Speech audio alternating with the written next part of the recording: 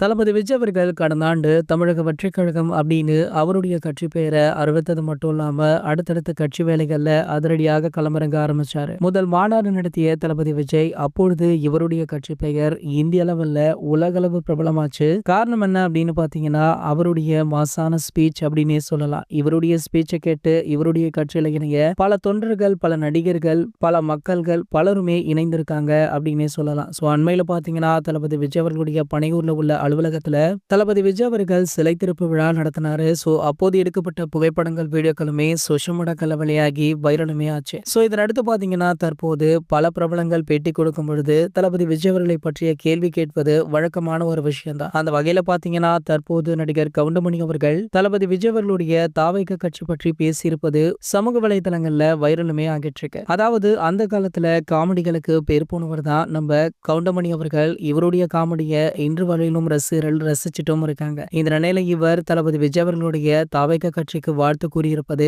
ஒரு மிகப்பெரிய பேசு பொருளாக மாறி இருக்கு. இதனை தளபதி ரசிகர்கள் சமூக வலைதளங்கள்ல ஷேர் பண்ணி கொண்டாடிட்டும் இருக்காங்க. இது போன்ற செய்திகளை பத்தி நீங்க உடனே தெரிஞ்சுக்க நம்மளுடைய தளபதி டாக்கீஸ் அப்படின்ற நம்ம சேனலை சப்ஸ்கிரைப் பண்ணிக்கோங்க.